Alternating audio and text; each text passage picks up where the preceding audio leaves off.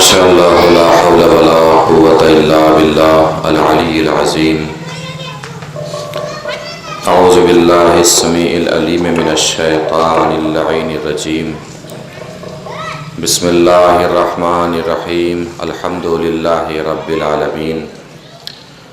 अस्सलातु वस्सलामु अला अशरफिल अव्वलीन वल आखिरीन खातमिन नबिय्यीन शफ़ीइल मुज़निबीन रहमतल लिल आलमीन अल मुलक़्क़ब बित्ताहा व यासीन।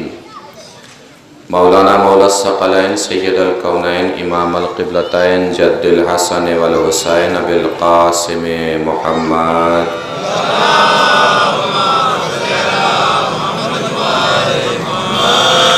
व अला आलिहि तय्यबीन अत्ताहिरीन अल मासूमीन अल मज़लूमीन अल मुंतख़बीन अल मुंतजबीन अल गुर्रिल मयामीन वलअनतुल्लाहि दाइमतुल बाक़ियतु अला अअदाइहिम व क़तलतिहिम व ग़ासिबि हुक़ूक़िहिम व मुनकिरि फ़ज़ाइलिहिम व मसाइबिहिम मिनल आना इला क़ियामि यौमिद्दीन।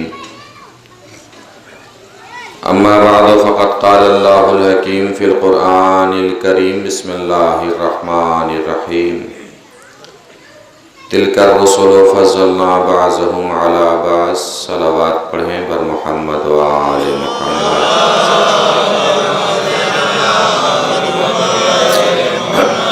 मिलजुल के एक और बार बाबा से बुलंद नारे सलावत।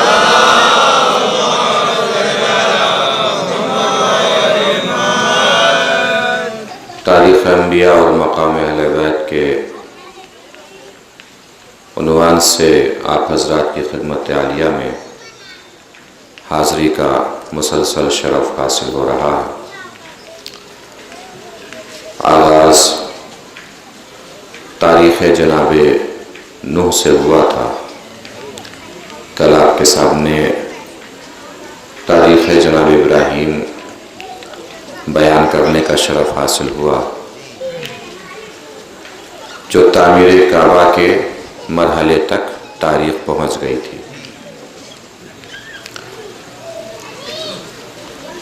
2226 साल पहले हुज़ूर अकरम की विलादत से जनाब इब्राहीम की विलादत हुई है। तकरीबन 2250 साल पहले।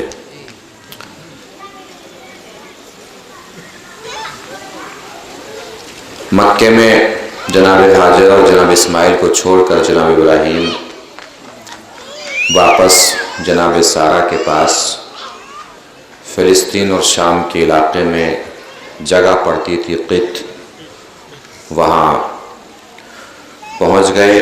आया करते थे मुलाकात के लिए। 14 साल का जब सिन हुआ जनाब इस्माइल का, तो आप मुलाकात करके वापस पलट रहे थे। अल्लाह का हुक्म आ गया, पैगाम आ गया, ऑर्डर आ गया कि इस बार आप सिर्फ मुलाकात करके न जाइए, बल्कि अल्लाह के घर की तामीर कीजिए। कहाँ बनाया अल्लाह का घर? जनाब जिब्राईल ने फरमाया कि जिस जगह जनाब आदम के ज़माने में कुब्बा हुआ करता था, उसी जगह काबे की तामीर की जाएगी। और ये कुब्बा जनाब नूह के ज़माने तक था। जनाब नूह ने जब बद्दुआ की और तूफ़ान आया, पानी ज़मीन से उबलने लगा, आसमान से बरसने लगा, तो दुनिया के हर मकाम, हर जगह पर पानी पहुंचा। मगर जब इस कुब्बे के करीब पानी पहुंचता था तो तवाफ़ करने लगता था।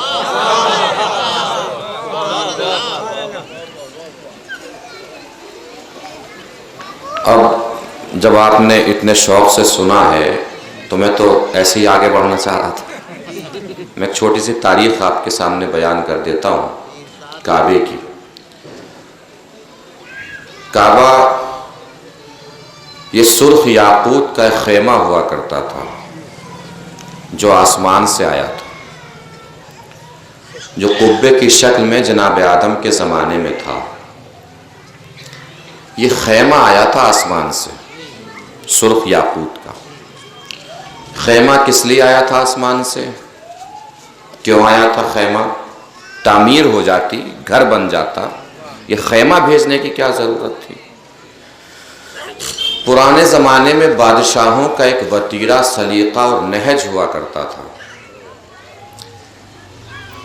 कि जब उनका ये इरादा होता था कि अपनी ज़मीनों के मुआयने के लिए जाएं और देखने के लिए जाएं अपनी ज़मीनों को, तो अपने महल से खुद जाने से पहले खैमा भिजवाते थे। और खैमा दलील होता था इस बात की कि कोई बादशाह आने वाला है अपनी ज़मीनों को देखने के लिए। तवज्जो ही नहीं फरमाई। कोई बादशाह आने वाला है अपनी ज़मीनों को देखने के लिए। ये सुर्ख याकूत का खैमा आसमान से क्यों आया, उस दिन पता चला जब 13 रजब की रात फातिमा बिन्ते असद काबे में पहुंची।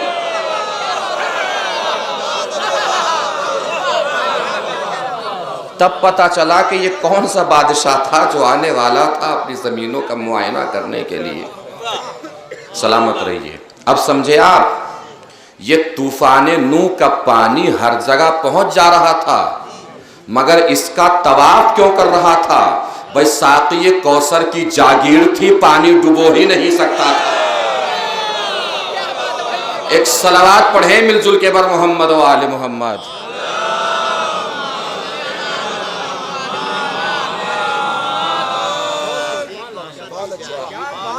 सलामत रहे। क्या बात है भाई बाबा। काबा तामीर होने लगा, 9 हाथ तक काबा बुलंद हो गया। तो कोहे अबू कुबैस में हजर अस्वद रखा हुआ था। कोहे अबू कुबैस में जनाबे जिब्राइल कोहे अबू कुबैस से हजर अस्वद उठा के लाए और जनाबे जिब्राइल के बताने के सबब, निशान लगाने के सबब जनाब इब्राहीम ने उसकी जगह पे हजर अस्वद को रख दिया। मकाम इब्राहीम बुलंद हुआ तो इब्राहीम भी बुलंद हुए। 12 हाथ तक काबे की तामीर पहुंच गई और 12 हाथ तक काबे की तामीर रुक गई। ये भी हिसाब किताब का अजब अंदाज है कि 12 हाथ तक काबे की तामीर पहुंची है, 12 हाथ तक। और ये 12 हाथ जाहिरन उस दिन पूरे होंगे जब हमारा 12वां आएगा। जब हमारा 12वां आएगा उस दिन 12 हाथ पूरे होंगे। भाई अल्लाह आखिरी इमाम को काबे से जाहिर करेगा, परवरदिगार काबे ही से क्यों? अल्लाह शायद जवाब दे, मैं अल्लाह हूं, अल्लाह मेरी सुन्नत कभी बदलती नहीं है, मैंने पहले को भी काबे से भेजा था, आखिरी को भी काबे से भेजूंगा। एक सलावत पढ़े मिलजुल के बर मोहम्मद व आले मोहम्मद।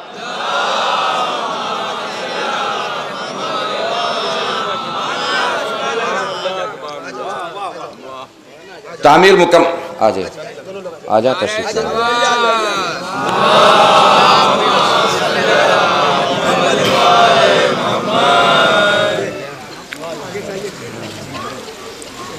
काबे की तामीर मुकम्मल हुई तो तारीख बताती है कि जनाब हाजरा ने अपनी चादर काबे के ऊपर डाल दी। जनाब हाजरा ने पूछे जनाब हाजरा से, ये चादर काबे के ऊपर डालने की क्या जरूरत है? असल में आई तो थी यहां पे तन्हा जनाब हाजरा ही जनाब इस्माइल के साथ, लेकिन जब आबे जमजम का नमूद हुआ तो उस वक्त जनाब हाजरा की इजाजत से 2 और कबीले यहां पे आके बस गए। कबीले बनी जरहम और कबीले कतूरा, ये दोनों कबीले यहां पे रहने लगे। जनाब हाजरा ने चादर डाल दी, किस सबब, किस वजह से? जनाब हाजरा शायद जवाब दें कि यहां पे और भी घर हैं, ये घर अल्लाह का है, बड़ा अजीम होने वाला है, बड़ा बुलंद होने वाला है, इसलिए मैंने अपनी चादर इस घर के ऊपर डाल दी। कहीं आगे चल के यहां पर बसे हुए और लोग ये न कहने लगे कि हमारा घर भी अल्लाह का घर, हमारा घर भी अल्लाह का घर, हमारा घर भी अल्लाह का घर। मैंने इसलिए चादर डाल दी ताकि दुनिया को पता चल जाए हर घर बैतुल्लाह नहीं है, वही घर बैतुल्लाह है जो हाजरा की चादर के नीचे है। वही घर बैतुल्लाह है जो हाजरा की चादर के नीचे है। वही घर बैतुल्लाह है जो हाजरा की चादर के नीचे है। अब मंजर बदला, वक्त बदला, सदी बदली, रसूल बना रहे हैं अहले बैत। फातिमा की चादर मंगाई, अली तुम भी आ जाओ, हसन तुम भी आ जाओ, हुसैन तुम भी आ जाओ। या रसूल अल्लाह किस वजह से चादर मंगा रहे हैं? कि हाजरा की सुन्नत ही को अपना रहा हूं कि हर घर अहले बैत नहीं, हर घर बैत नहीं है, वही घर बैत है जो हाजरा की चादर के नीचे है। मैंने इसीलिए फातिमा की चादर मंगाई कि हर शख्स अहले बैत नहीं है, वही अहले बैत है जो फातिमा की चादर के नीचे है। एक सलावत पढ़े मिलजुल के बर मोहम्मद व आले मोहम्मद।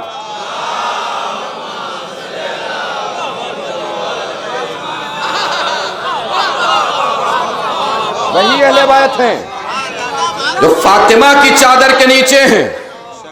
चादर मंगाई, सब लोग आने लगे। महसूस फरमाइएगा,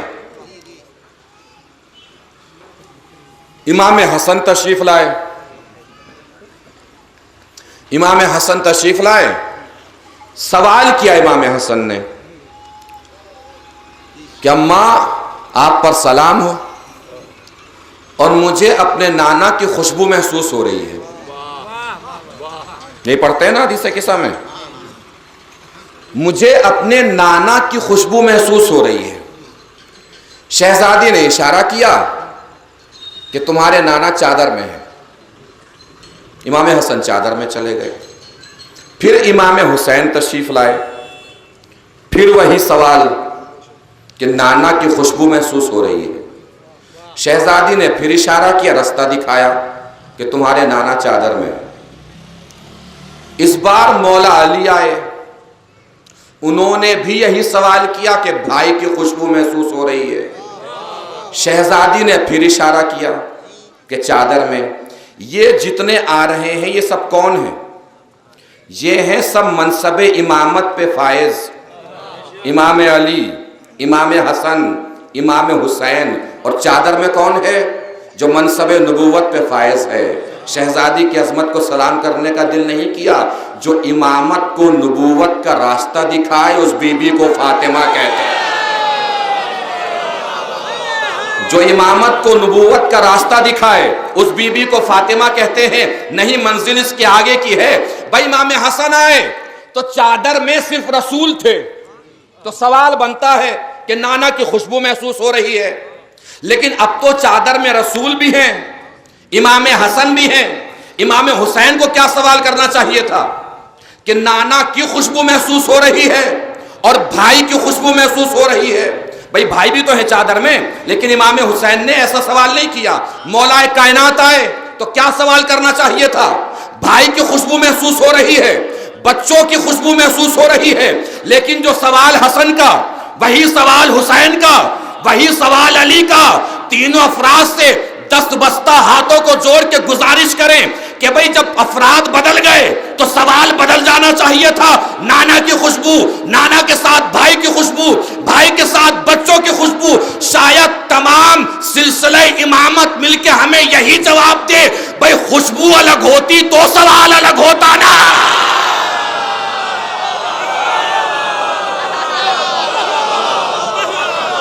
एक सवाल सलावत पढ़े बर मोहम्मद व आले मोहम्मद।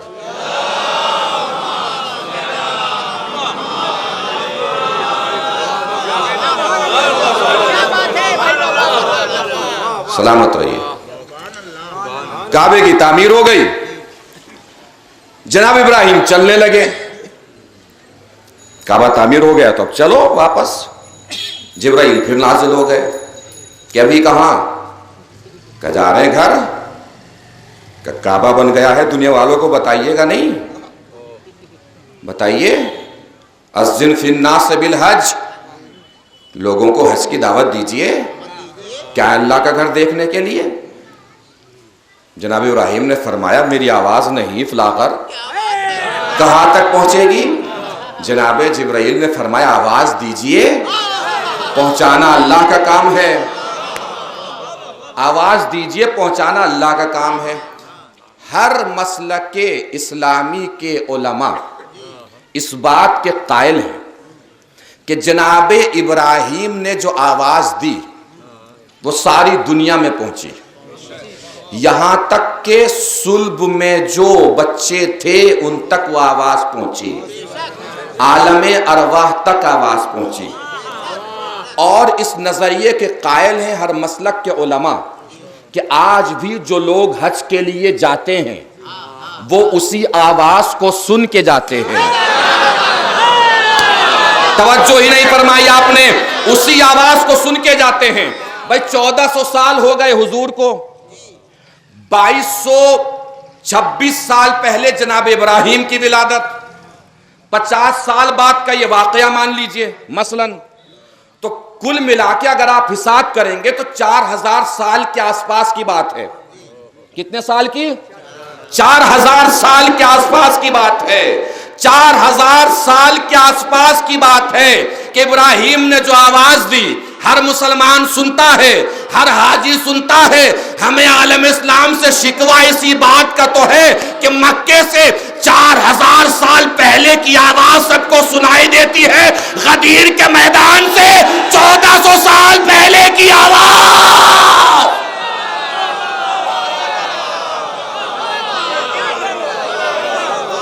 एक सलावत पढ़े मिलजुल के बर मोहम्मद व आले मोहम्मद।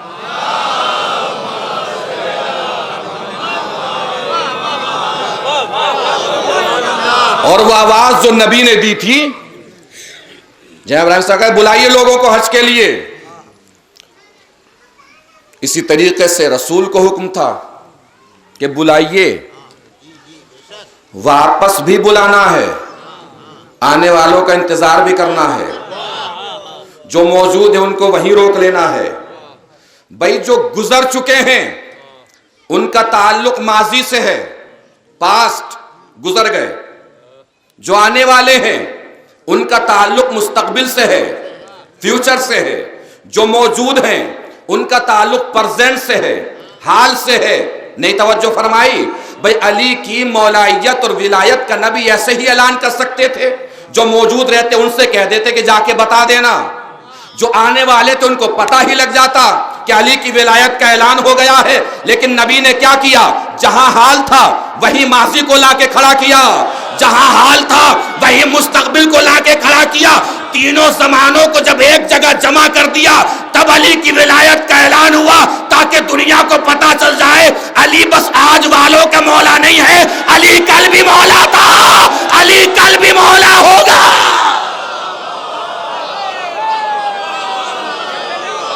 एक सलावत पढ़े बर मोहम्मद व आले मोहम्मद।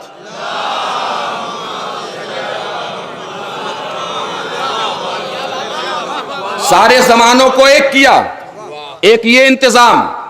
दूसरा इंतजाम क्या किया हुजूर ने? गए मिंबर पे तशरीफ ले गए, खुतबा दिया, खुतबे के आखिर में सवाल किया, अलस्तो औला बिकुम मिन अनफुसिकुम, क्या मैं तुम्हारे नफ्सों पर तुमसे ज्यादा हाकिम नहीं हूं? यानी नबी ने क्या पूछा? क्या मैं तुम्हारा मौला नहीं हूं? रिवायात बताती हैं कि नबी ने सिर्फ वहां मौजूद लोगों से सवाल नहीं किया था, वहां मौजूद इंसानों से सवाल नहीं किया था, बल्कि फर्श से लेके अर्श तक जितनी मखलूकात हो सकती हैं सबसे नबी ने सवाल फरमाया। यानी नबी ने पूछा क्या मैं तुम्हारा मौला नहीं हूं? बराबर में जिब्राइल खड़े थे, फौरन बोले या रसूल अल्लाह मेरे मौला है। जिब्राइल को देखा मिकाइल ने कहा मेरे मौला है, मिकाइल को देखा इसराफील ने कहा मेरे मौला है। फरिश्तों में आवाज बुलंद होना शुरू हुई, हमारे मौला, हमारे मौला, हमारे मौला। सामने 1,24,000 का मजमा था, सबकी जबान से यही निकला, हाँ या रसूल अल्लाह हमारे मौला, हमारे मौला, हमारे मौला। जमीन से लेकर आसमान तक आवाज गूंजी, नबियों में शोर पैदा हुआ, हमारे मौला। आदम ने कहा मेरे मौला, नूह ने कहा मेरे मौला, इब्राहिम ने कहा मेरे मौला, इस्माइल ने कहा मेरे मौला, इसहाक ने कहा मेरे मौला, याकूब ने कहा मेरे मौला, यूसुफ ने कहा मेरे मौला। नबी पलटे, पर्दे की तरफ इशारा करके पूछा मैं किस किस का मौला हूं। पर्दे के अंदर से बेटी की आवाज आई, बाबा मेरे भी मौला। बेटी को देखा, माओ ने कहा हमारे मौला, हमारे मौला, हमारे मौला, हमारे मौला। नहीं तवज्जो फरमाई। असहाब से लेके अंबिया तक, अंबिया से लेके औलिया तक, औलिया से लेके अइम्मा तक, अइम्मा से लेके उम्महातुल मोमिनीन तक, जर्रे से लेके तारे तक, फर्श से लेके अर्श तक, लोह से लेके कलम तक, कुर्सी से लेके अर्श तक, जन्नत से लेके कौसर तक, कौसर से लेके महशर तक, बर से लेके बहर तक, जब सबने कह दिया हमारे मौला, हमारे मौला, हमारे मौला, नबी ने अली को उठा के कहा जिस जिसका मैं मौला उसका अली मौला।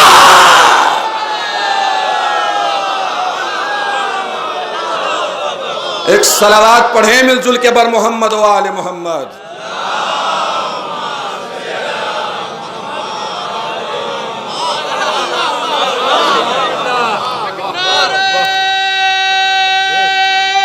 हैदरी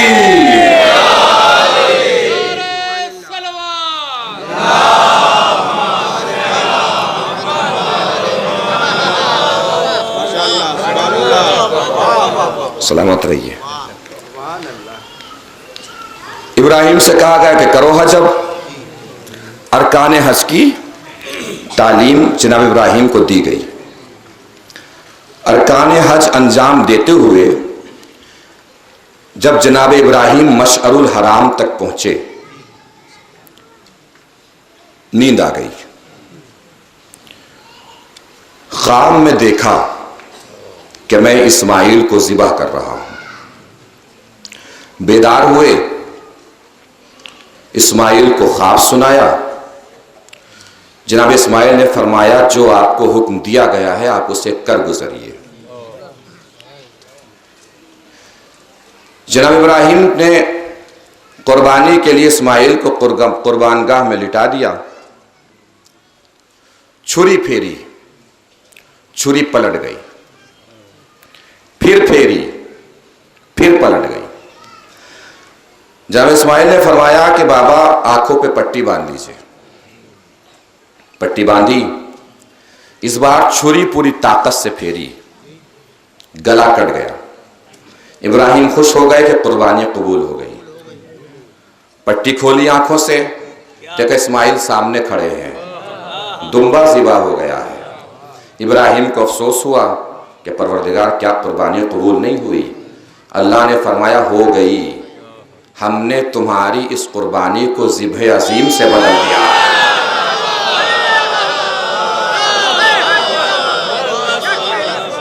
हमने तुम्हारी इस कुर्बानी को ज़िब्ह अज़ीम से बदल दिया है। और इब्राहिम तुम इम्तिहान में कामयाब हो गए। इन्नी जाइलुका लिन्नासि इमामा, अब हम तुम्हें लोगों का इमाम बना रहे हैं। इब्राहिम का हुआ इम्तिहान। इब्राहिम के जो तफासिर और तारीख बताती है 3 तरीके के इम्तिहानात हुए हैं। माल का इम्तिहान, माल लिया गया। जान का इम्तिहान, आग में फिकवाया गया। और औलाद के जरिए से इम्तिहान। मगर इम्तिहान की क्वालिटी है कि अल्लाह ने कोई चीज भी ली नहीं। माल लिया वापस, जान वापस, औलाद वापस। तवज्जो नहीं फरमाई आपने। इब्राहिम से कोई भी चीज अल्लाह ने ली नहीं, लेके वापस कर दी, लेके वापस कर दी। इमाम हुसैन से भी तीनों चीजों के जरिए इम्तिहान हुआ। माल के जरिए भी, औलाद के जरिए भी, जान के जरिए भी। लेकिन अल्लाह ने तीनों चीजें ले ली, माल भी, जान भी, औलाद भी। अब इसको ऐसे समझिए कि बाइखलाक घरानों में बच्चों को इखलाकियात की तरबियत दी जाती है। बच्चे कोई चीज खा रहे होते हैं तो उनसे मांगा जाता है कि बेटे मुझे टॉफी खिलाओ। बच्चा हाथ में टॉफी पकड़कर मुंह के करीब लाता है, मुंह की फिजाओं तक टॉफी आ भी जाती है, लेकिन बाप क्या कहता है? शाबाश बेटे, टॉफी वापस। कोई भी चीज बच्चे के हाथ में होती है, बड़ा बुजुर्ग मांगता है मगर वापस कर देता है। यही बच्चा जब बड़ा हो जाता है और जवान हो जाता है, अब इससे कहता है कि लिबास लाओ, वापस नहीं करता। तवज्जो, यानी बचपन में जो चीजें मांग कर वापस कर दी जा रही थी, जवानी में वो चीजें वापस नहीं की जाती, लेके रख लिया जाता है, इस्तेमाल किया जाता है और फखरिया तौर से चौराहों और मोहल्लों में खड़े होकर बताया जाता है कि मेरा बेटा मेरा इतना ख्याल रखता है, मेरा बच्चा मेरा इतना ख्याल रखता है। नहीं तवज्जो फरमाई, बचपन में जो चीजें लेके वापस कर दी जाती है, जवानी में बुजुर्ग वही चीजें लेके रख लेता है। यानी जब चीजें लेके वापस की जाती है वो होता है बचपन, जब चीजें लेके रख ली जाती है वो होती है जवानी। इमामत के बचपन को इब्राहिम कहते हैं, इमामत की जवानी को हुसैन।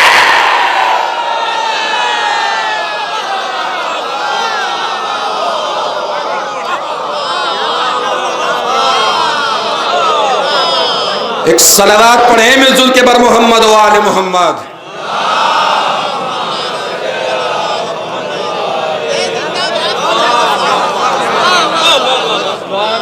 मकाम इम्तिहान में इमामत के बचपन को इब्राहिम कहते हैं, मकाम इम्तिहान में इमामत की जवानी को हुसैन कहते हैं।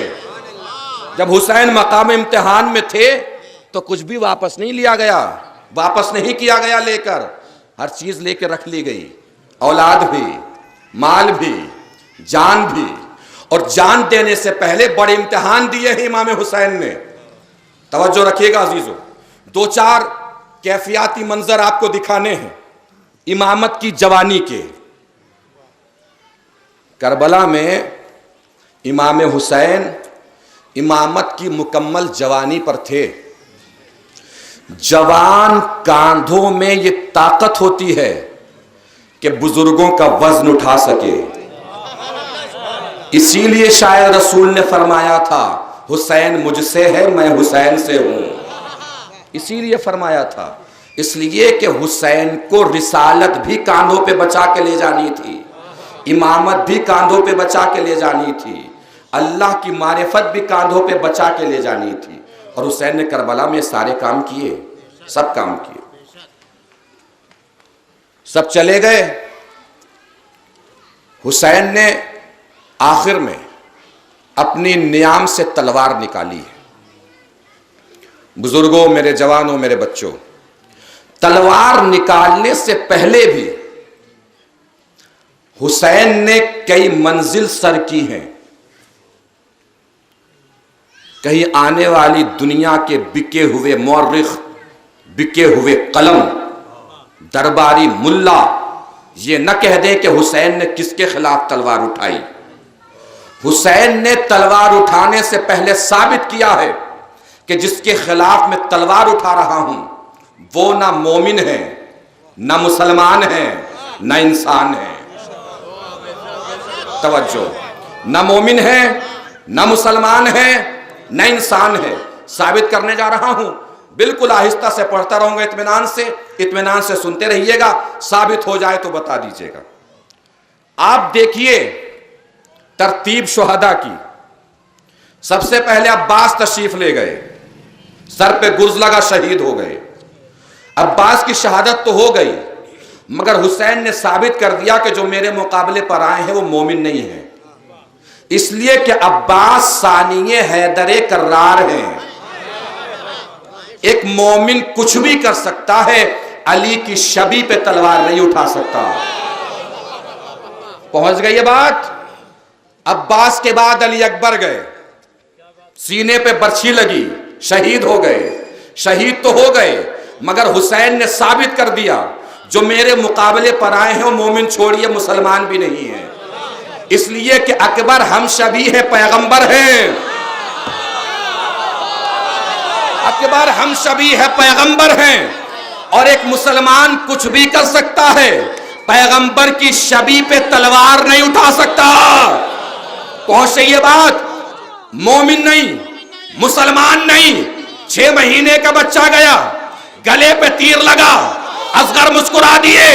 मुस्कुराना बता रहा था कि बाबा से बोल रहे थे, बाबा जो जंग आपने छेड़ी उसमें आप जीत गए, कयामत तक आने वाले कलम को लिखना पड़ेगा जो हुसैन के मुकाबले पर आए थे, मोमिन छोड़िए, मुसलमान छोड़िए, इंसान भी नहीं, इसलिए कि इंसान कुछ भी कर सकता है, 6 महीने के बच्चे के गले पे तीर नहीं चला सकता।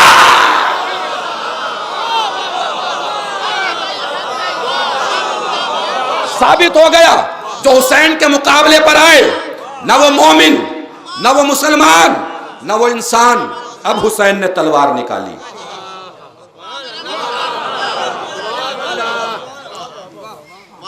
सिर्फ इमामत की जवानी पर नहीं है हुसैन, दिल की धड़कनों को समेट लीजिएगा जो जुमला अर्ज करने जा रहा हूं। हुसैन करबला में शुजाअत की जवानी पर थे। क्या बात है भाई, वाह। शुजाअत का सबसे बड़ा आईना, सबसे बड़ा मेयार, सबसे बड़ी मरकजी हैसियत मौलाए कायनात की है। हाथ मेरे जुड़े हैं, मुकाबला नहीं कर रहा हूं, मैं शुजाअत की जवानी दिखा रहा हूं। तवज्जो, शुजाअत की जवानी पहुंचे तो बताइएगा। पढ़े लिखे लोग, तारीख के जानकार लोग माशाल्लाह जलालपुर है, कुछ कहने की ज़रूरत भी नहीं है।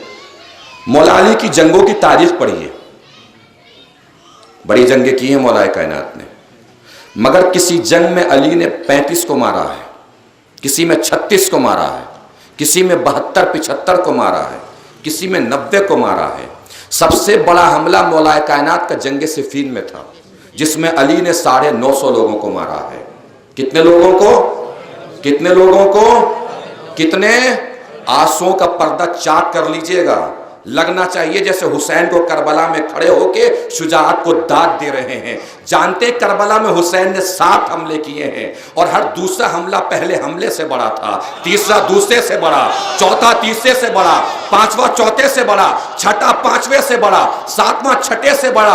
अली का पूरी जिंदगी का सबसे बड़ा हमला जंगे सिफीन में है, जिसमें एक हमले में अली ने 950 लोगों को मारा। हुसैन की शुजाअत को सलाम कीजिए, हुसैन ने पहले ही हमले में 2000 लोगों को मारा है।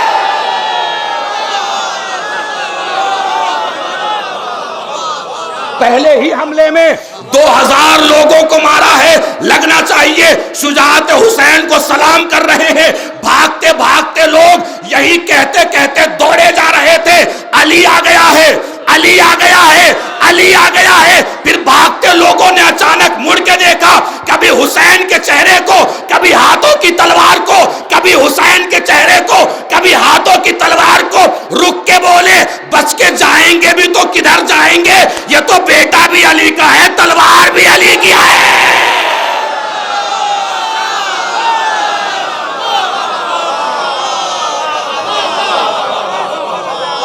बेटा भी अली का है, तलवार भी अली की है। शुजाअत की जवानी देखेंगे। लीजिए, तारीख बदल रहा हूं, बदली हुई लगे तो बताइएगा, मैं नहीं बदल रहा हूं, हुसैन बदल रहे हैं। जिसमें जितनी ताकत है ताकत को जमा कर ले, हुसैन की शुजाअत को सलाम करना है। भागते भागते लोगों को अचानक महसूस हुआ, जिधर भाग के जा रहे हैं उधर हुसैन है। भागते भागते लोगों को अचानक महसूस हुआ, जिधर भाग के जा रहे हैं उधर हुसैन है। आगे भागे, आगे हुसैन, पीछे हटे, पीछे हुसैन, दाएं भागे, दाएं हुसैन, बाएं भागे, बाएं हुसैन, आगे भी हुसैन, पीछे भी हुसैन, दाएं भी हुसैन, बाएं भी हुसैन। हुसैन तारीख जंग बदल रहे हैं। हर जंग में लश्कर ने तन्हा को घेरा। तन्हा करबला की जंग थी, जहां अकेले हुसैन ने पूरे लश्कर को घेर लिया।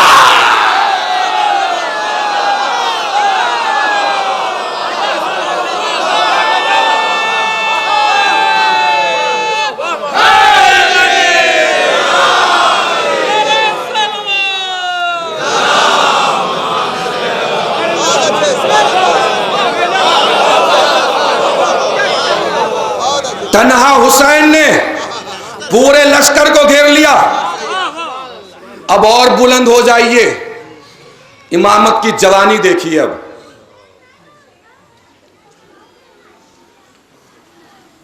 या अली, आपकी बारगाह शुजाअत से इजाजत लेकर आपके लाल की शुजाअत सुनाने जा रहा हूं। मुझे ताकत दीजिए कि मैं सुना सकूं, सामने बैठे लोगों को ताकत दीजिए और इरफान इनायत कीजिए कि ये सुन सकें। मुझे आप ये बताइए, तारीख को अपनी निगाहों में घुमाकर, हुसैन के बाद किसी भी इमाम के सामने कोई मैदान सजा,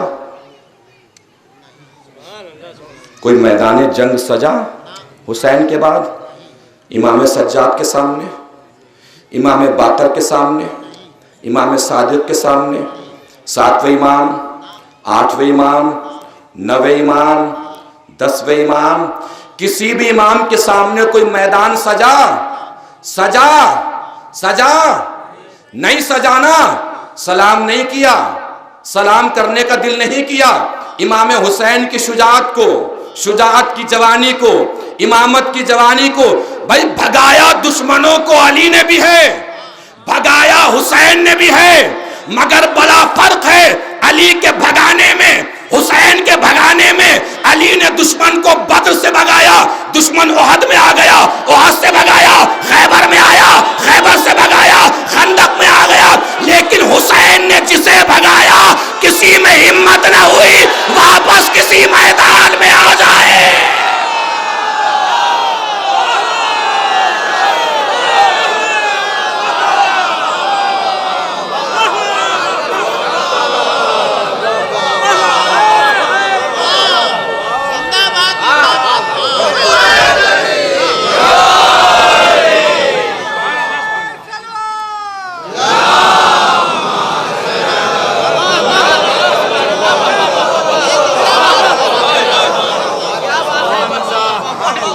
फिर किसी में हिम्मत न हुई कि वापस किसी मैदान में आए दुश्मन।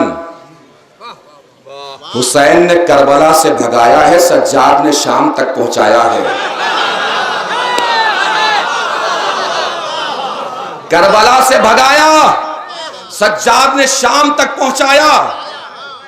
दुश्मन को हराया नहीं, सज्जाद ने जलील किया है। और जलील भी ऐसा किया कि आज दुनिया के हर कोने में हुसैन का सिक्का चलता है, यजीद का खोटा सिक्का कहीं नहीं चलता।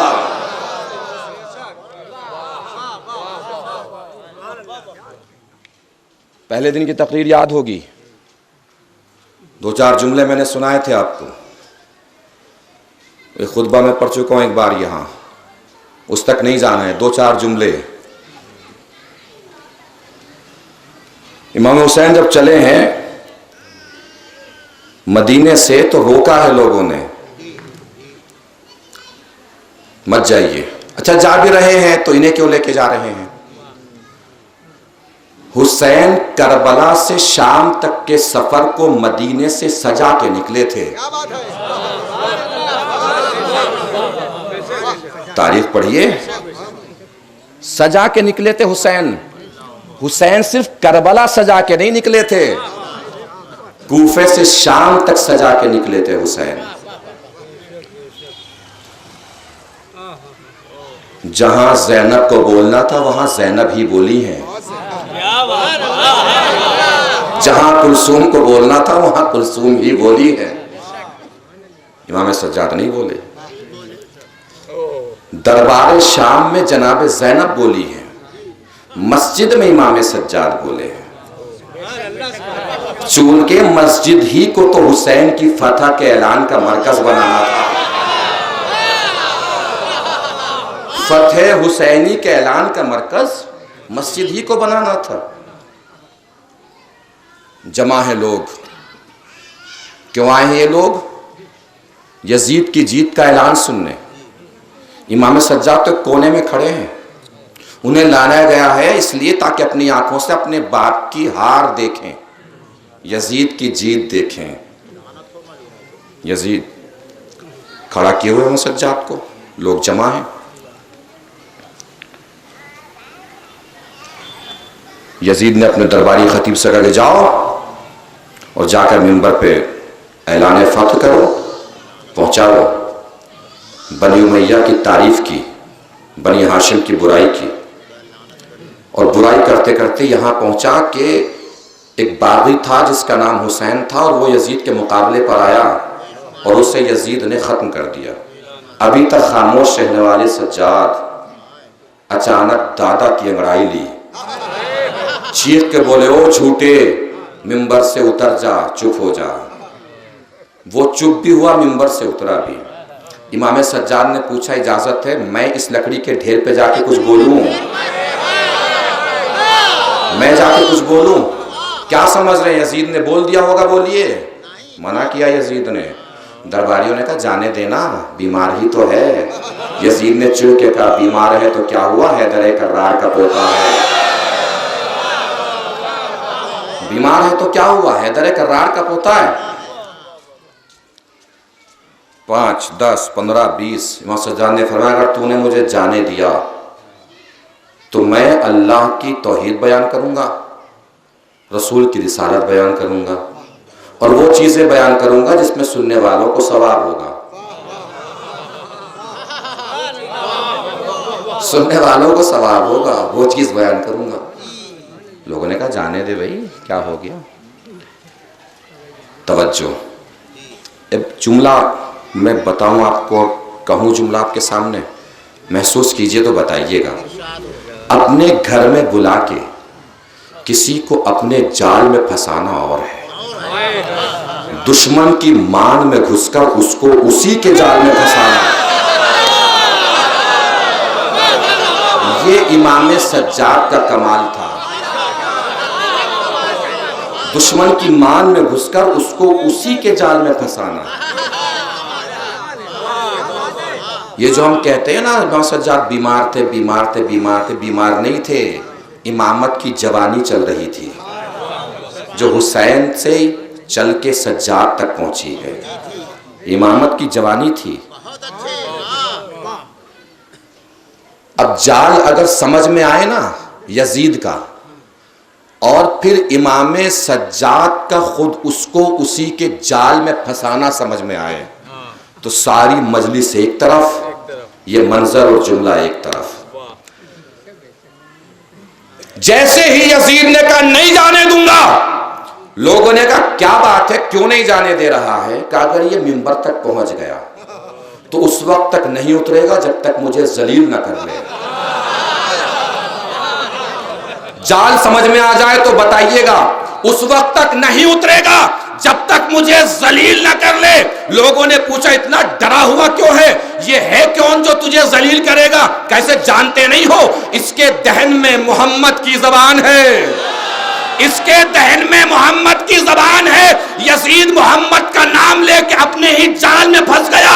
दरबारी खड़े हो गए, अब तो यजीद इसे जाने दे, हमने मोहम्मद को देखा नहीं, वो चलते कैसे थे, बोलते कैसे थे, बैठते कैसे थे।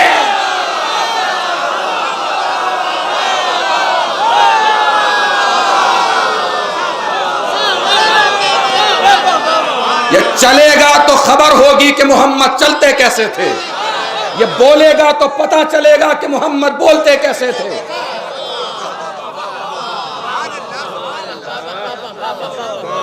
इमाम सज्जाद चले, लोग एक दूसरे को कोहनी मार के बोल रहे हैं, वो देखो मोहम्मद ऐसे ही चलते होंगे, मोहम्मद ऐसे ही कदम बढ़ाते होंगे। लग ही नहीं रहा था कि सज्जाद असीर हैं, लग ही रहा था सारे दरबार की निगाहें सज्जाद के पैरों में असीर हैं।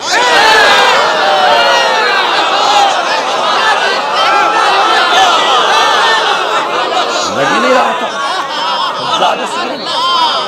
सबकी निगाहें इमाम के पैरों में असीर हैं। सज्जाद पहुंचे, क्या बोले, कहां से बोले, कैसे बोले? इतना बड़ा मजमा भी अपनों का सामने होता है, अपनों का भी मजमा अगर सामने हो तो माइक पे खड़ा होने वाला सोच के आता है क्या बोलना है, कहां से शुरू करना है, इसलिए कि शुरू करना ही अहम है। शुरू के 1-2 मिनट का ही मसला होता है, वही खेल होता है बस शुरू का। मजमा पकड़ में आ गया तो फिर पकड़ में आ गया, 2 मिनट में ही मजमा तितर बितर हुआ कि फिर खड़े होके बोलते रहिए आप, कोई फर्क नहीं पड़ने वाला। इमाम सज्जाद कहां से शुरू करें, क्या बताएं इनको? हुसैन का बेटा हूं, यहीं से तो कत्ल का फतवा गया है, खत्म बात। क्या कहे, मैं अली का पोता हूं? अली की दुश्मनी में तो इन्होंने बाप को मारा है। इमाम सज्जाद ने अजब अंदाज से शुरू किया कि सुनो, अल्लाह ने हमें 6 चीजें अता की हैं, 7 चीजों के जरिए फजीलत दी है। इल्म हमें दिया, इल्म हमें दिया, सखावत हमें दी, शुजाअत हमें दी, लोगों के दिलों में हमारी मोहब्बत को डाला। मंजर समझे तो बताइएगा। लोग यजीद की तरह मुड़े, कोहनी मार के एक दूसरे से पूछा कि ये सही बोल रहा है, सही बोल रहा है, सही बोल रहा है। दूसरा हाथ पे हाथ रख के बोलता, बेवकूफ, अगर सही ना बोल रहा होता तो यजीद बोलने कहां देता।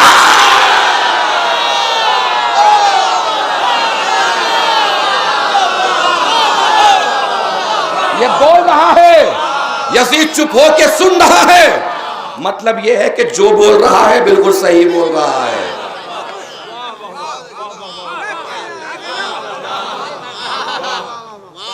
आतैना सित्ततन व फज़्ज़लना बिसबईन, 7 चीजों के जरिए अल्लाह ने हमें फजीलत दी है। मिन्नन नबीउल मुख्तार, नबी मुख्तार हम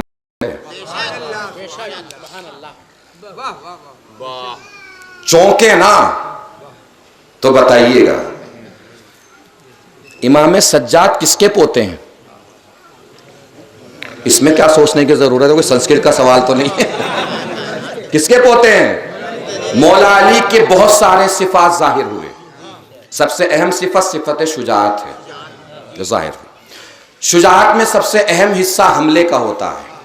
मौला अली के हमले की क्वालिटी जानते हैं क्या थी?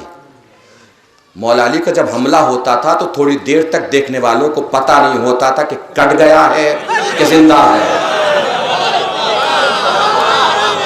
कटा है तो कहां से काटा है। जब थोड़ी देर के बाद हवा चलती थी, घोड़ा सरकता था, बदन सरकता था, सर सरकता था, जब पता चलता था सरक चुका है।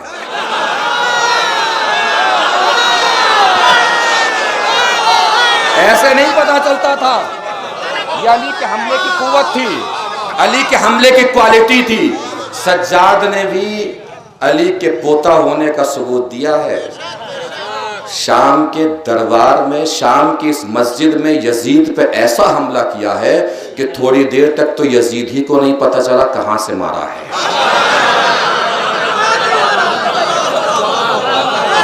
अब अगर आप में से हर बंदे को पता चल जाए ना कहां से मारा है, तो पूरी कुव्वत से इमाम सज्जाद की जहानत पे सलाम करना है। मिन्नन नबीउल मुख्तार, नबी मुख्तार हम में से है।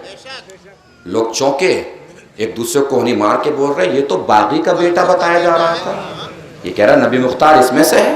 कहा और चौंको, मिन्नत जाफर तैयार, जाफर तैयार भी हम में से है। मिन्ना असदुल्लाह, अल्लाह का शेर भी हम में से है। व मिन्ना असदो असदे रसूलिल्लाह हमज़ते सय्यदिश शुहदा, शहीदों का सरदार हमजा भी हम में से है। ये वो हमला था कि थोड़ी देर तक तो यजीद को भी नहीं पता चला कहां से मारा है, कहां से काटा है। अब समझ में आ जाए हमला इमाम सज्जाद का, तो सलाम कर रहे हैं इमाम सज्जाद की शुजाअत को पूरी ताकत के साथ। जैसे ही फरमाया ना इमाम सज्जाद ने, हमजा सैयदुश शुहदा भी हम में से है, हमजा सैयदुश शुहदा भी हम में से है।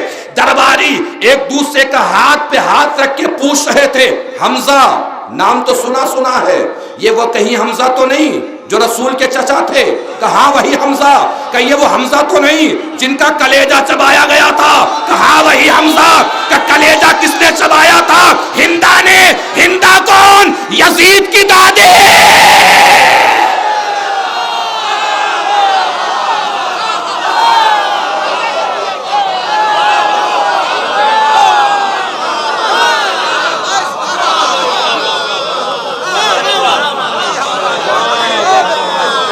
हाथों के पत्थर छूट गए, आग गिर पड़ी। ओफो, ये तो हिंदा का पोता है, और ये जिनका कलेजा चबाया गया था उनके घराने का है, और ये दिन का ठेकेदार बन के बैठा है। कब आप खुल के बताइए है कौन? इमाम सज्जाद ने अपने माहौल, अपना मजमा, अपने लोग, अपने सामईन में अली के फ़ज़ाइल सुना के दाद लेना और है। दुश्मन के मजमे में, और दुश्मन मजमा नहीं, दुश्मने जा मजमा, उस मजमे में अपने दादा के फ़ज़ाइल सुनाना और सुना के मनवा भी लेना, ये इमामत की जवानी है। सुनाना ही नहीं, सुना के मनवा भी लेना इमामत की जवानी है। आप हैं कौन? कब मैं उसका बेटा हूं जिसने 2 तलवारों से जंग की।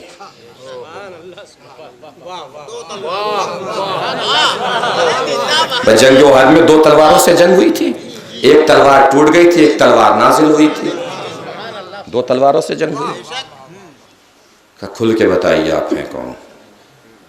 कि मैं उसका बेटा हूं जो शब हिज्रत बिस्तर रसूल पे सोया था। नाम नहीं खोला,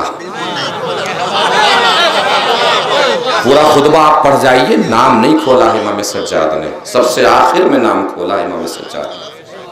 पहले फजाइल बयान करना शुरू किए। इमामत की जवानी की तकनीक देख रहे हैं।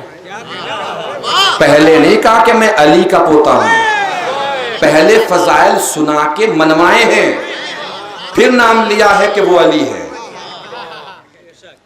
कि मैं उसका बेटा हूं कि जो शबे मेराज पर्दे के पार तक गया है। मैं उसका बेटा हूं जो बद्र का फातेह है, ओहद का फातेह है, खंदक व खैबर का फातेह है, हुनैन का फातेह है।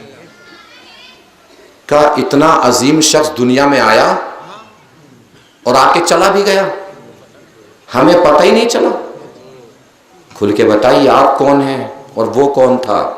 का सुनो, मैं उसका बेटा हूं जो राजों का राज था, अनवार का दरख्त था, मलाइका का कायद था, बैतुल मामूर था, वलीउल औलिया था, इंजील का एलिया था, ज़बूर का नगमा था, गफूर का पर्दा था, साहिबे लिवा था, इमाम महशर था, कसीम नारो जन्नत था, चिराग जुल्मत था, मुफस्सिर कुरान था, ताजे ईमान था, इब्ने इमरान था, क़तबुल अक़ताब था, हबीबुल अहबाब था, यदुल्लाह, ऐनुल्लाह, वजहुल्लाह, सदरुल्लाह, जंबुल्लाह, इज़्नुल्लाह, उज़्नुल्लाह, समहुन, सखीयुन, बहलोलुन, ज़कीयुन, मदनीयुन, मक्कीयुन, करशीयुन, अबतहीयुन।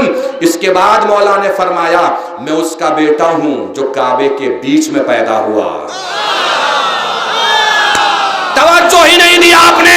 मैं उसका बेटा हूं जो काबे के बीच में पैदा हुआ। लोगों ने बेचैन होके, बेकरार होके, मुस्तरिब होके, परेशान होके पूछना शुरू किया वो कौन था जो काबे के बीच में पैदा हुआ? आप कौन है? इमाम सज्जाद ने फरमाया रुको, ठहरो, इत्मीनान से सुनो, बेकरार क्यों होते हो, बेचैन क्यों होते हो? अभी बताऊंगा वो कौन था, मैं कौन हूं। ये जो तख्त पे यजीद बैठा है इससे पूछ के पहले मुझे बताओ जो काबे के बीच में पैदा हुआ था इसका दादा था कि मेरा दादा?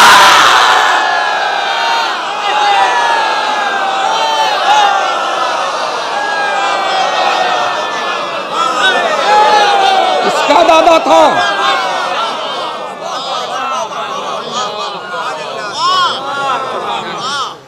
यजीदियत की तरफ सकता था, सन्नाटा था, हुसैनियत की जवानी बोल रही थी।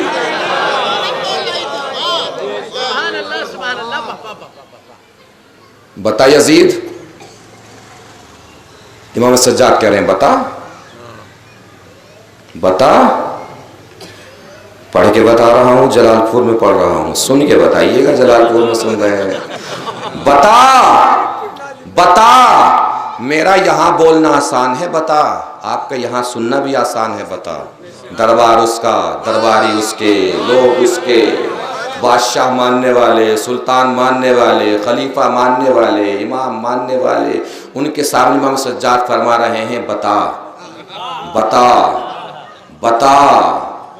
मेरी ताकत मत देखिएगा, जुमले की जवानी महसूस कीजिएगा। बता बता।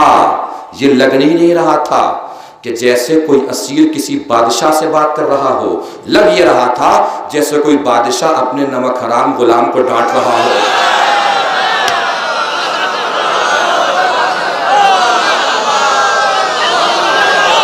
बादशाह अपने नमक हराम गुलाम को डांट रहा हो तो सुनो, जिसने 2 तलवारों से जंग की, जो शब हिज्जत बिस्तर रसूल पे सोया, जो शब मेराज पर्दे के पार गया, जो फातह खंदक व खैबर है, फातह उहद व बद्र है, वो कोई और नहीं मेरा दादा अली था।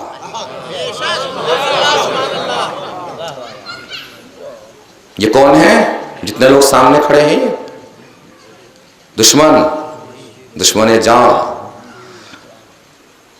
रिवायत बताती है कि आंखों से आंसू फूट फूट के निकलने लगे, रो रहे थे वो। इतना अजीम शख्स था अली, इतना अजीम शख्स था कुछ और, हमें बताया कुछ और गया। और सुनो, मैं फातिमा ज़हरा का बेटा हूं। अब ये फातिमा ज़हरा का जैसे बेटा कहा है मोहम्मद सज्जाद ने अपने चचा की सुन्नत को दोहराया। यही दरबार था, बस दरबार पर बैठा हुआ, दरबार में शाम का दरबार था, बस ये शाम की मस्जिद थी, यही लोग थे, हाकिम बदला हुआ था। वो कौन था? यजीद का बाप था वो। उसका असल तारुफ यही है कि वो यजीद का भी बाप था।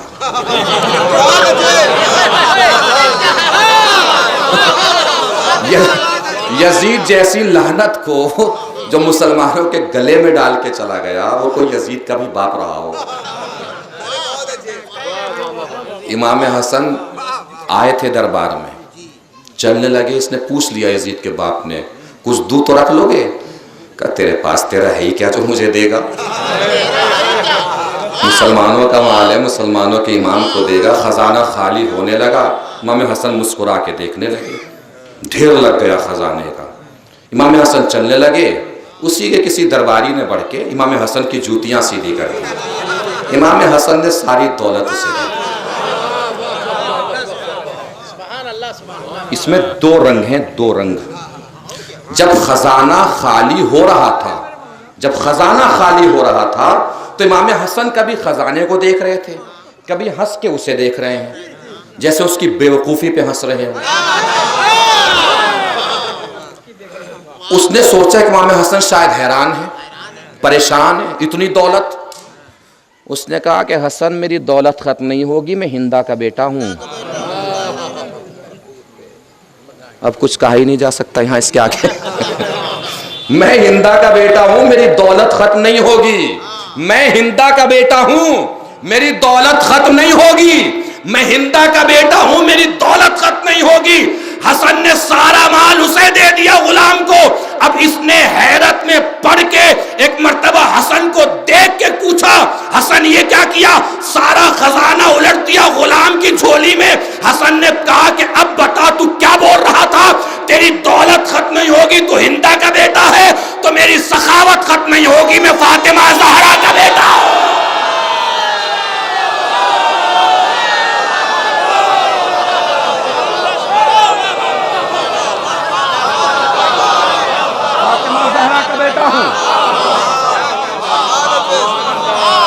रोने लगे लोग, चीख मार के रोने लगे। यजीद ने कहा अगर थोड़ी देर तक और ये बोलता रहा तो मेरे तख्त का तख्ता बना देगा।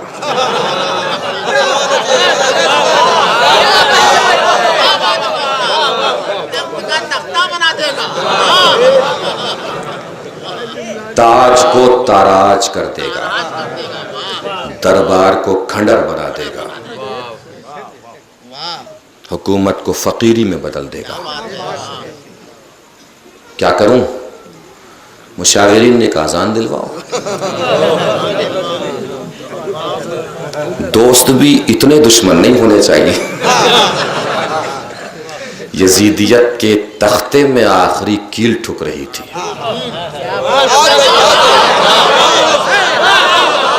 अजान शुरू हुई, अल्लाह अकबर।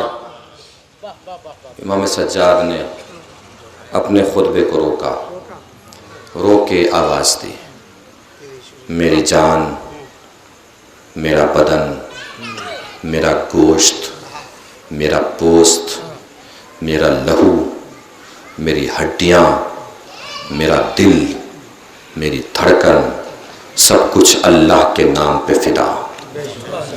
वो और चीख मार के रोने लगे, कितना अजीम शख्स था ये, कुछ और बता दिया हमें तो। मुअज्जिन ने कहा अशहदु अल्ला इलाहा इल्लल्लाह, ने फरमाया कि मैं गवाही देता हूँ बेशक अल्लाह एक है, उसके सिवा कोई माबूद नहीं है। मुअज्जिन ने कहा अशहदु अन्ना मुहम्मदर रसूलुल्लाह। लीजा सज्जाद ने आखिरी मेख ठोक दी यजीदियत के ताबूत में। जुमले हजारों, तारीख़ खिताबत, तारीख़ समाअत, तारीख़ फर्शाजात, तारीख़ ज़ाकरी में ऐसे होते हैं जो हज़ारों मरतबा के सुने हुए होते हैं, मगर बहुत से जुमले इतने मौजज़ाती होते हैं कि चाहे जितनी मरतबा भी सुने लगता है जैसे पहली मरतबा सुन रहे हैं। ये जो जुमला आ रहा है, मुझे यकीन कामिल है कि आप में से हर शख्स ने सैकड़ों बार, हज़ारों बार इस जुमले को सुना हुआ होगा, लेकिन ये जुमला जुमला नहीं है, इमाम सज्जाद की ज़बान से हुसैन की जीत का ऐलान है। जुमला मैं पढ़ दूंगा, उसके बाद देखूंगा कौन कौन इमाम हुसैन की जीत के ऐलान में इमाम सज्जाद का साथ कितनी ताकत के साथ देता है। जैसे मुअज्जिन ने कहा अशहदु अन्ना मुहम्मदर रसूलुल्लाह, इमाम सज्जाद ने मुअज्जिन की तरफ इशारा करके फरमाया तुझे इसी नाम का वास्ता है, रुक जा। 1 2 3 4 5 6 7 मुअज्जिनों ने मिलके अजान कहना शुरू की थी। इमाम सज्जाद ने फरमाया रुक जा, तुझे इसी नाम का वास्ता। यजीद की तरफ पलट के आवाज दी, यजीद सुबह से तूने मुझे यहाँ मस्जिद में खड़ा किए हुए है, बताया जा रहा है जीता कौन, हारा कौन, जीता कौन, हारा कौन, जीता कौन, हारा कौन। लब फैसला किए देता हूं, मोहम्मद अगर तेरे नाना का नाम तो तू जीता, हुसैन के नाना का नाम है तो मेरा बाबा हुसैन जीता।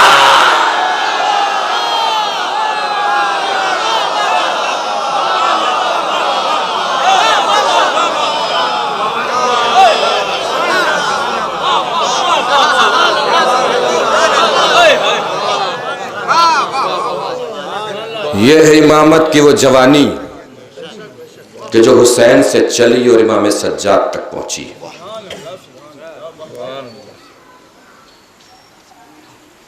जनाब इब्राहिम हज के फराइज अंजाम देकर वापस फिलिस्तीन चले गए।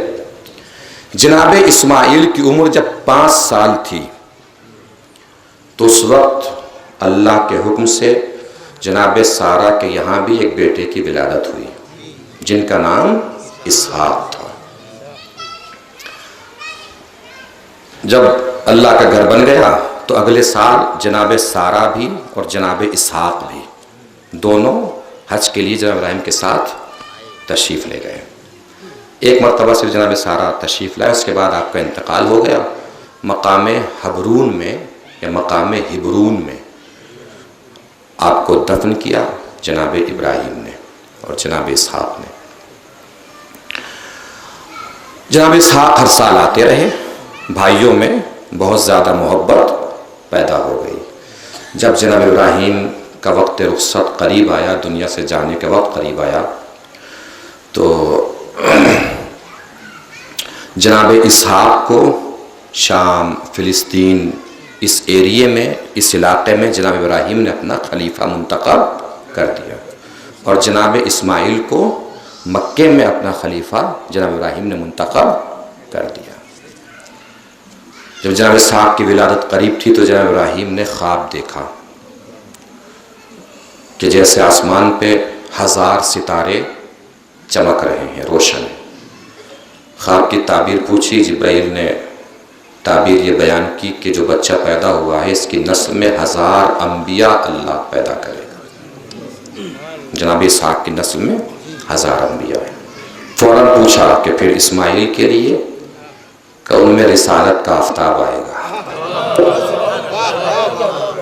उनकी नस्ल से आखिरी रसूल पैदा होंगे। अल्लाह ने उनको ये शरफ बख्शा। जनाब इब्राहिम की वफ़ात हुई तो आपको भी जनाब इसहाक ने जनाब सारा ही के बराबर में मकाम हिब्रून में दफन कर दिया। वफ़ात के करीब अल्लाह ने जब मलकुल मौत को भेजा तो ये कह के भेजा कि अगर इब्राहिम कहें तो रूह निकालना। कहे तो ये इमामत की फजीलत है। ये सिर्फ लोगों के इमाम हैं, सिर्फ लोगों के इमाम हैं इब्राहिम। और इमामत को ये मंजिलत दी अल्लाह ने कि अगर कहें तो रूह निकालना। जनाबे मलकुल मौत आए जनाब इब्राहिम के पास, तो एक बुजुर्ग की शक्ल में आए, बूढ़े की शक्ल में, ज़ईफ की शक्ल में। मेहमान नवाज थे जनाब इब्राहिम, मेहमानी के लिए ले आए, दस्तरखान पर बिठा दिया। अब उनके हाथ में राशा है, बदन कांप रहा है, लुकमा खाया नहीं जा रहा है। इब्राहिम ने पूछा कि ऐसा क्यों हो रहा है? कि ये बुढ़ापे की वजह से हो रहा है, ज़ईफ़ी की वजह से हो रहा है। इब्राहिम ने फ़ौरन अल्लाह की बारगाह में दुआ की कि परवरदिगार मुझे ये दिन दिखाने से पहले दुनिया से उठा ले।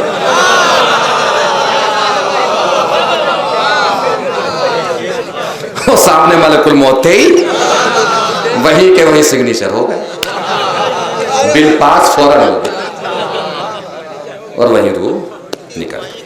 ये इब्राहिम की वफ़ात का वाक़या जो तारीख़ ने लिखा है, ये जो इब्राहिम की तारीख़ जो है वो ख़त्म हो गई। अब आप लोग दुआ मत करने लगिएगा कि इन दिनों से पहले परवरदिगार उठा ले। बुढ़ापा ज़ईफ़ी भी एक नेमत है, और नेमत ये तभी बनती है जब इंसान ने ज़िंदगी दीनदारी के साथ गुजारी हो, और उस दीनदारी में बच्चों के हुकूक उस तरीक़े से अदा किए हों जैसे इस्लाम ने बताए हैं, तो बुढ़ापा भी नेमत बन जाता है।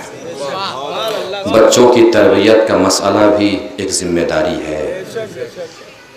ज़ईफ़ी में पता चलता है कि जिम्मेदारी कितनी अदा की है।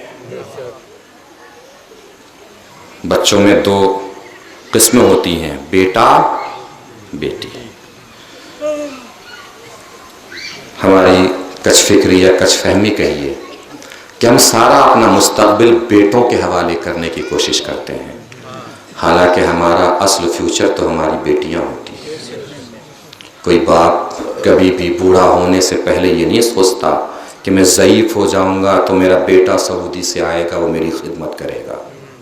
मैं ज़ईफ़ हो जाऊंगा तो मेरा बेटा लखनऊ से आएगा, वो खिदमत करेगा। लेकिन बेटी को पालते हुए हर बाप के दिल में ये अरमान होता है कि मैं अगर ज़ईफ़ हो गया तो बेटी ससुराल से भी आके मेरी खिदमत करेगी। असल मुस्तक़बिल और फ्यूचर तो हमारी बेटियां हैं,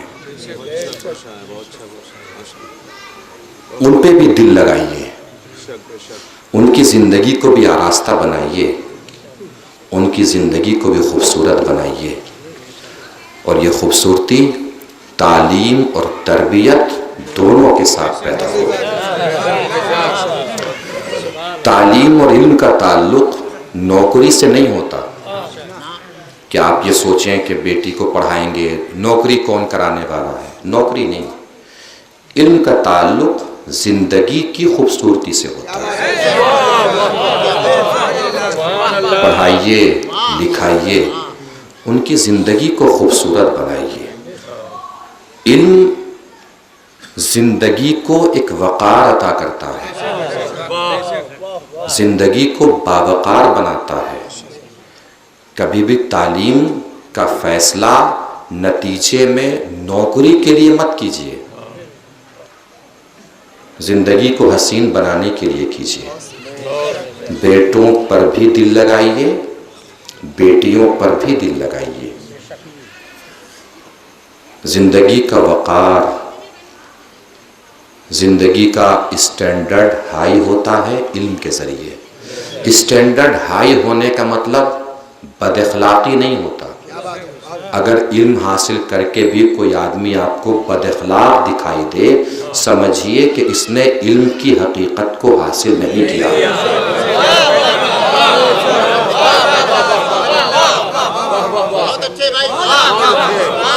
हकीकत इल्म को हासिल नहीं किया। इल्म बाअखलाक़ बनाता है, इल्म मुतवाज़े बनाता है, इल्म मुनकसिर बनाता है। इल्म अपने सर को झुकाना इसकी तालीम देता है, बुजुर्गों से बात कैसे करना है इसकी तालीम देता है, बच्चों से कैसा सलूक करना है इसकी तालीम देता है, भाई से कैसे बात करनी है इसकी तालीम देता है, भतीजों भांजों से कैसा सलूक करना है इसकी तालीम देता है, मामू चचा से कैसे बात करनी है इसकी तालीम देता है, समाज को कैसे गुलदस्ता बनाना है इसकी तालीम देता है, माशरे को कैसे चमनिस्तान बनाना है इसकी तालीम देता है, मोहल्ले को कैसे गुलिस्तान बनाना है इसकी तालीम देता है। इल्म जिंदगी का वक़ार है।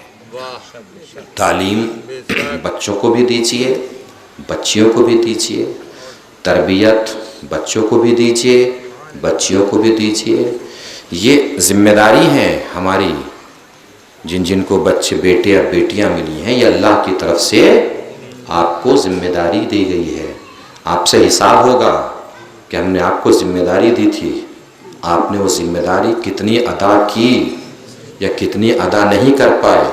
अदा नहीं कर पाए तो क्यों अदा नहीं कर पाए, जिम्मेदारी अदा की तो कैसे अदा की, किस नीयत से अदा की, किस इरादे से अदा की। और इरादा मैंने बता दिया कि जो कुछ भी इरादा कीजिए अल्लाह के लिए कीजिए। परवरदिगार तूने हमें बेटी दी है या बेटा दिया है, हम इसको तालीम तरबियत के साथ मुरस्सा बना रहे हैं, खूबसूरत बना रहे हैं, हसीन बना रहे हैं, बावकार बना रहे हैं, दीदार बना रहे हैं। हमारी इस नेमत जो तूने हमें अता की है, ये वापस पलट के जब तेरे पास जाए तो परवरदिगार हम तेरी बारगाह में सुरखरू होना चाहते हैं। ये हमेशा नियत रखिए, ये हमेशा इरादा रखिए। और अल्लाह बड़ा करीम है, वो तो इरादों पे भी सवाब दे देता है, वो बड़ा करीम है। तो मैंने क्या अर्ज किया, एक तरफ इमामत का बचपन है, एक तरफ इमामत की जवानी है। जवानी जहां जो कुछ भी लिया गया वापस नहीं दिया गया, माल, भाई, भतीजे, भांजे, औलाद, बराबर का भाई अब्बास जैसा चला गया, जवान बेटा अकबर जैसा चला गया। हज़रत अली अकबर के अमर से अभी आपने समाअत फरमाया था, बड़ी मोहब्बत थी हुसैन को अली अकबर से, बड़ा प्यार था अली अकबर से। इतना प्यार कि रात के सन्नाटे में उम्मे लैला देखा करती थी अकबर के झूले के पास कोई साया है, आवाज देती थी, कौन है मेरे अकबर के झूले के पास।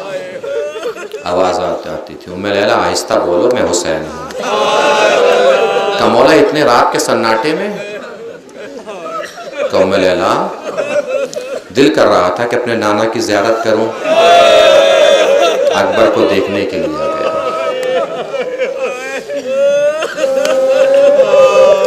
बस 2-4 मिनट के मसाइल सुन ले और मैं बात तमाम कर देता हूँ।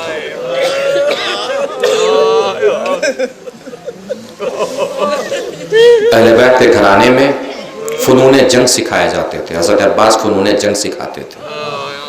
हज़रत अली अकबर को फ़नून जंग सिखा रहे थे। हज़रत अली अकबर का नेज़ा अब्बास के नेज़े में उलझा, नेज़ा बुलंदी की तरफ गया, अकबर ज़मीन पे गिर गए। नेज़े ने सीने का रुख किया, हुसैन कुर्सी छोड़ के खड़े हो गए। मेरे अली अकबर की खैर हो। अब्बास जल्दी से आगे बढ़े, नेज़े को थाम लिया। मैं कहूँगा मौला आज नेज़े को थामने वाले हाथ मौजूद थे।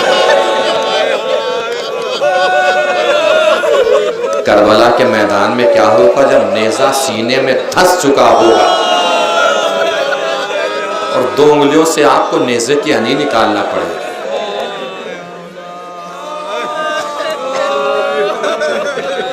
बहुत प्यारे थे अली अकबर, बहन के भी प्यारे, माँ के भी प्यारे, फूफी के भी प्यारे, चचा के भी प्यारे, बाप के भी प्यारे। अल्लाह जितने जवान हैं सबकी ज़िंदगी आबाद रखे। बड़े प्यारे थे अली अकबर। इमाम जाफर सादिक अलैहिस्सलाम के पास एक शख्स आया, वो हज करके वापस आ रहा था। आके कहा कि मौला हज करके आ रहा था, सोचा आपकी ज़ियारत करता हुआ चलूँ, मेरा हज मुकम्मल हो जाएगा। थोड़ी देर बैठा, अचानक छठे इमाम ने फरमाया कि अगर हज मुकम्मल ही करना हुआ करे तो करबला ज़ियारत के लिए जाया करे। करबला का तस्करा आया तो उस शख्स ने अपनी जसारत को समेट के कहा कि मौला मुझे ऐसा लगता है करबला में जैसे हर जगह हुसैन ने दामन सब्र को हाथ से नहीं छोड़ा, मगर एक मौका ऐसा लगता है जहां हुसैन के हाथों से दामन सब्र छूट गया। छठे इमाम तड़प के खड़े हो गए कि भाई तुझे मालूम है तू बोल क्या रहा है? का मौला मुझे माफ़ कीजिएगा, मुझे जो लगा वो मैंने बता दिया। का कौन सा मौका था कि जब तुझे लगा कि हुसैन के हाथों से दामन सब्र छूट गया? का मौला माफ़ कीजिएगा, हुसैन ने जब किसी भी शहीद को रुखसत किया है उसके पीछे पीछे नहीं चले, लेकिन जब हुसैन ने अली अकबर को रुखसत किया है तो कुछ देर तक हुसैन अली अकबर के पीछे पीछे गए, कुछ दूर तक हुसैन अली अकबर के पीछे पीछे गए। छठे इमाम ने पूछा कि भाई तू आ कहाँ से रहा है? का मौला हज करके आ रहा हूँ। का हज में सारे अरकान अंजाम दिए? कहाँ मौला अंजाम दिए। का कुर्बानी दी? कहाँ मौला कुर्बानी दी। का तुझे कुर्बानी का कायदा मालूम है? का मौला कौन सा कायदा। का कुर्बानी का कायदा यह है कि कुर्बानी आगे आगे चलती है, कुर्बान करने वाला पीछे पीछे चलता है। करबला में अली अकबर हुसैन की कुर्बानी थे, इसलिए अली अकबर आगे आगे चल रहे थे, हुसैन पीछे पीछे चल रहे थे।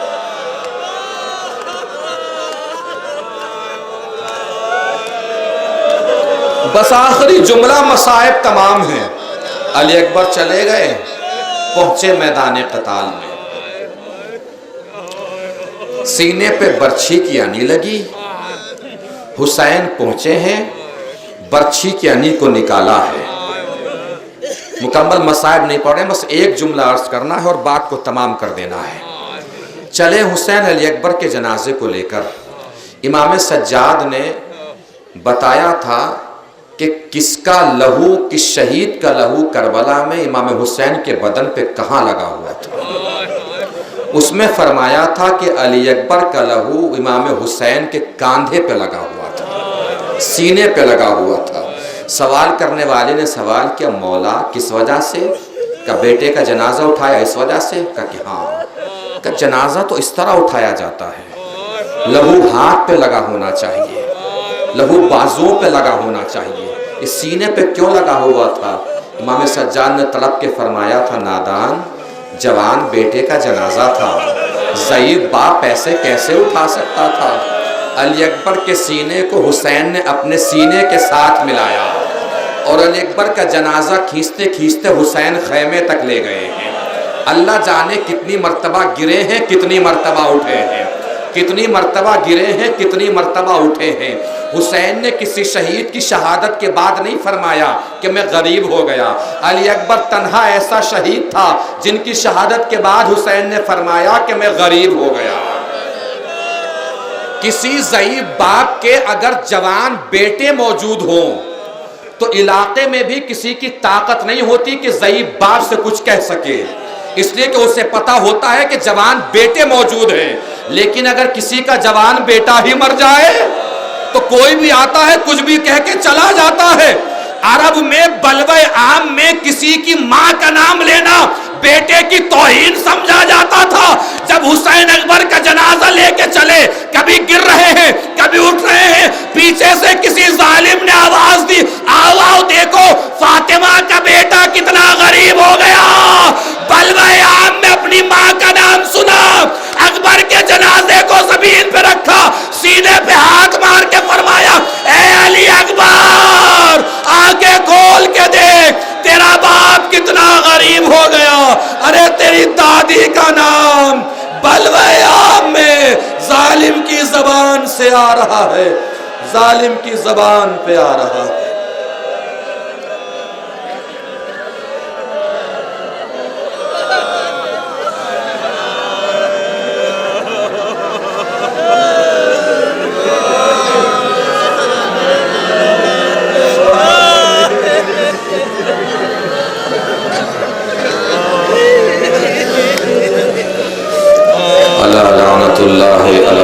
ज़ालिमीन सयअलमुल्लज़ीना ज़लमू अय्यामुनक़लबि यनक़लिबून इन्ना लिल्लाहि व इन्ना इलैहि राजिऊन रिज़म बिक़ज़ाइहि व तस्लीमन लिअम्रिहि बारला इस मजलिस अज़ा फ़र्श अज़ा अश्क अज़ा के सदक़े में जो भी मोमिनीन और मोमिनात यहाँ शरीक मजलिस हैं सबकी दिल मुरादों को पूरा फरमा।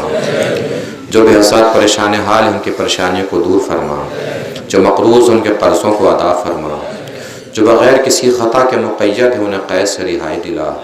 जो बीमार हैं उन्हें शिफ़ाए कामिला व आजिला इनायत फरमा। परचम इस्लाम को सरबुलंद फरमा। परचम कुफ्र व निफ़ाक़ को सरनिगू फरमा। मक़ामात मुक़द्दसा की हिफाजत फरमा। उलमाए किराम की हिफाजत फरमा।